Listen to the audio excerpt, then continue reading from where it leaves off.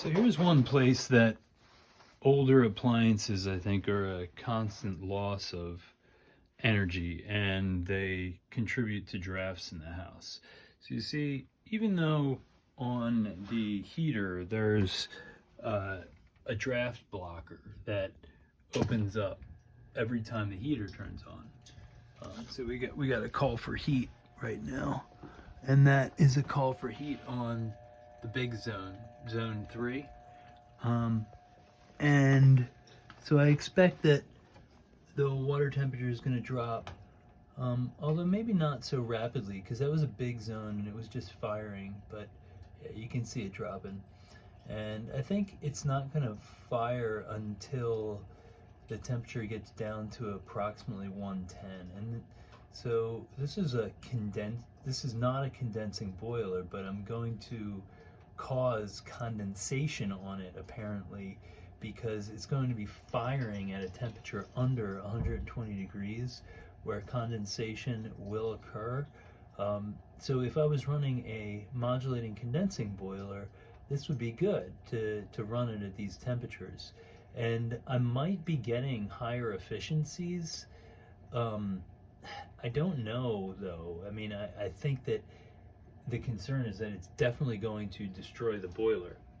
Now, if I look over here, notice that everything says here, zoning with circulators, water 130 or return water 130 or higher, return water 130 or higher, right? So, and then I think there's a couple of different diagrams in here. Yeah, these are without a primary loop.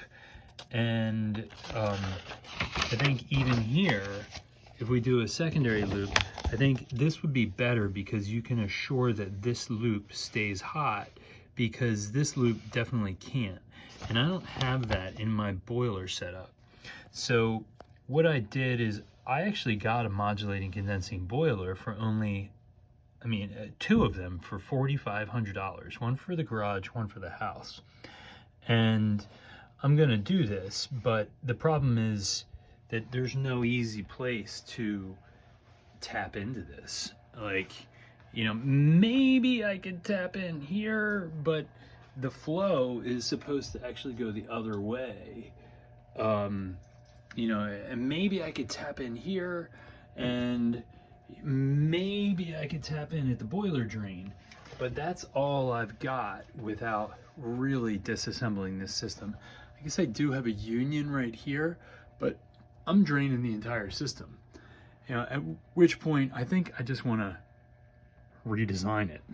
But the other thing I'm talking about, a lack of efficiency, is the fact that this is, this one's closing, but this here, I've got two 2-inch flues that are essentially constantly sucking air right up there, right up the chimney. And the warmer the chimney is, the more it's going to draft. So if I'm running this constantly on a recovery mode, the chimney is going to get good and hot. So that's going to make the drafts from this be really strong, along with that being open for a very long period of time. So I wonder if maybe these shorter runs, as opposed, like without using long recovery periods, might actually be more efficient, because of the fact that the chimney is in general going to be cooler, and I'm going to have less loss getting sucked up through these flues right here. Now, this might be a different scenario if you don't have your water heaters attached to your heater chimney, but I think most people do. At least all the houses I've been in have had it that way. Now, this is where I'm clearly running return temperatures under 130, right? So we're under 120 right now. And the boiler is set for 140 or maybe just a little bit higher. So this is going to be bad for corrosion on the cast iron boiler. And you can see it's dropping, but I guess the good thing is that I'm circulating heat. I'm circulating water to the radiators at 115 degrees, which is probably going to be sufficient to heat the house. I wish I knew how long this is going to go, but I guess I could just take a look at the time. The video's been running for a little over 5 minutes now, and I can take note of when the boiler actually fires up. How long does the circulator run on the second and third floors before this has to drop down? And our outdoor temperature right now is under 40, I think.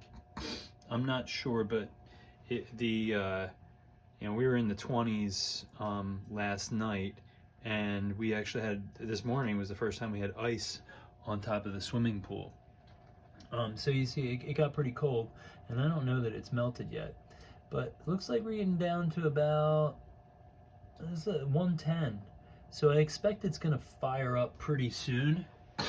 And I don't know if there's any way to tighten up those temperatures so the boiler will fire sooner, but that would make for more short cycles.